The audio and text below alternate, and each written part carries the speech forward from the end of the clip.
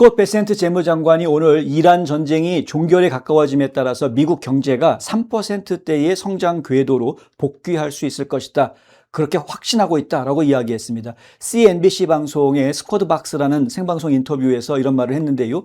올해는 3이라는 숫자가 들어가는 그러한 해가 될 수 있다라고 이야기를 합니다. 근본적으로 경제가 탄탄하다라고 이야기했습니다. 그러나 지난 2분기 동안 사실 미국 경기를 보면 인플레이션이 다시 올라갔고, 이전까지 완화됐었던 노동시장 문제가 좀 있었고, 노동시장이 원래는 작년까지만 해도 3%대의 실업률이었는데 지금 올해 들어서는 4% 실업률을 지금 계속 보이고 있지 않습니까?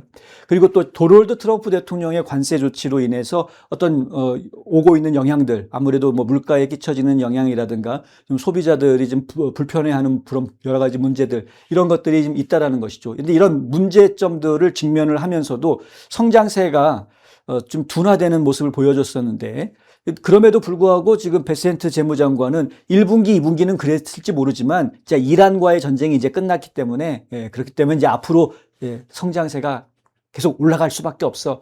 국내 총생산, 그러니까 GDP라는 거는 4분기에 가면은 0.5%, 작년 4분기에는 0.5% 그쳤지만 하지만 더 올라갈 거다라고 얘기를 합니다. 실제로 그 지난 1분기에는 1.6% 성장률을 기록했고요.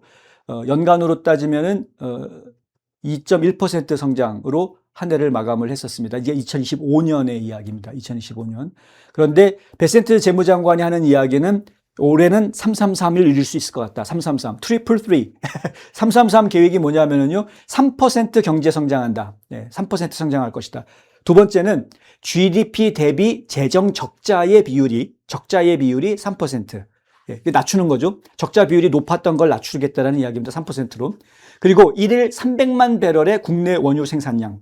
와, 미국에서 매일 300만 배럴 원유를 생산을 한다는 이야기. 이 333을 올해 이루어낼 수 있다, 여전히 달성 가능하다라고 이야기합니다.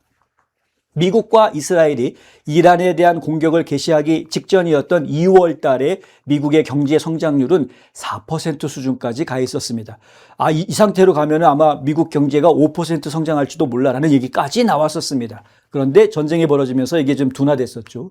재정적자 목표에 대해서 이 베센트 장관은 트럼프 대통령의 임기 말에는 적자 비율이 3으로 시작하는 수준에 도달할 수 있을 것이다 라고 이야기합니다. 중요한 점은 그때부터 경제 규모 대비 전체 부채를 상환하기 시작한다는 거다. 지금까지는 미국이 빚이 계속 늘어나기만 했었죠.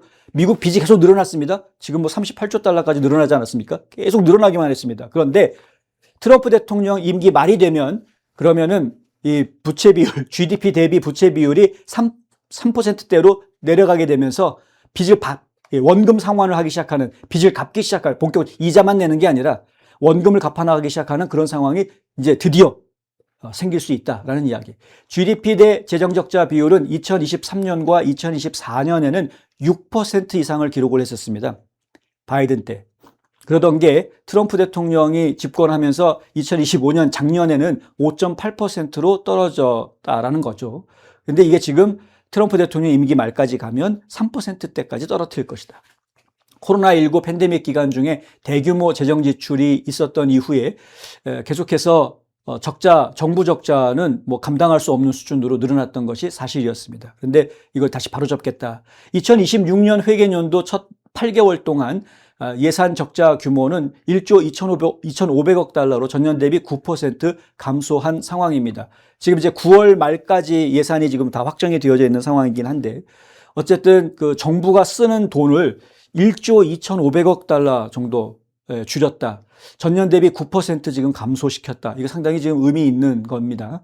주요 원인은 높은 자금 조달 비용으로 이는 사회보장비 다음으로 가장 큰 예산 지출 항목을 차지했다고 합니다. 이 자금 조달 비용이라는 건 결국 이자를 그만큼 많이 냈다라는 거죠. 그러니까 지금 이자로 내는 돈이 국방비를 능가했다라는 얘기 저희 예전에 한번 전해드린 것 같은데, 현재 미국 정부가 부담하고 있는 이자 부담이 너무나 큽니다. 트럼프 대통령이 금리 낮춰야 된다라고 이야기하는 이유 중에 하나입니다. 금리를 낮추게 되면 시중에 돈이 많이 돌면서 많은 사람들이 더 좀 풍요로워지는, 그리고 기업들이 좀 기업 활동하기가 수월해지는 이러한 상황들을 겪게 됩니다만, 그것도 하나의 중요한 이유가 될 수 있습니다만은 정부 입장에서는 이자율이 낮아지게 되면서 그러면서 이자율을 낮추게 되면 그러면 이자 비용, 그 채권에 대한 미국이 팔았던 채권에 대한 이자 비용을 줄이면서 부채에 대한 이자 비용을 줄이면서 한숨 숨통을 튈 수 있는 그런 상황을 지금 만들 수 있다라는 거죠. 트럼프 대통령은 부채 부담을 완화하기 위한 방안으로 연방준비제도의 기준금리 인하를 거듭 촉구해 왔습니다. 그러나 연준은 올해 인플레이션 급등 속에서 추가 금리 인하를 거부해 왔습니다. 인플레이션은 지금 이란 전쟁 때문에 일시적으로 생긴 현상인데 계속해서 지금 고개 절레절레 흔들어 왔었죠. 끝까지 제롬 파웰은 거절했습니다. 베센트는 트럼프가 신임 연준 의장 케빈 워시가 정책을 적절히 이끌어갈 것이다. 전적으로 확신하고 있다라고 말했습니다. 베센트 재무장관과 케빈 워시 연준 의장은 각별히 친한 사이입니다. 아주 서로 친한 사이입니다. 서로가 너무를 잘하는. 그런데 베센트 장관이 케빈 워시는 잘할 거야 라고 이야기를 했다라는 것. 그런데 지금 재무장관 입장에서는 뭡니까? 금리 낮춰줘야 되거든요. 금리를 낮춰줘야 이자 부담이 줄어들면서 그러면서 오히려 미국 경제가 살아나고 여러 가지 도움을 받을 수 있고 정부도 좀 숨통이 트이고 지출을 좀 줄이고 여러 가지 좋은 점들을 가져올 수 있는 거거든요. 근데 경제학자들 그리고 좌파 언론들 지금 뭐라고 보도하고 있습니까? 한결같이 이자 올라갈 걸? 아마 이자 올라갈 거야. 전쟁 멈췄다고는 하지만 인플레이션 그렇게 쉽게 안 떨어질 거야. 계속 이렇게 입방아 찍고 있습니다. 나라 망하라고 작정한 사람들처럼 계속 그렇게 입방아 찍고 있는데 저희가 여러 차례 NNP 뉴스에서 설명을 해드린 것처럼 케빈 워시 연준 의장이 되고 나서 태스크포스를 여러 개를 만들었습니다.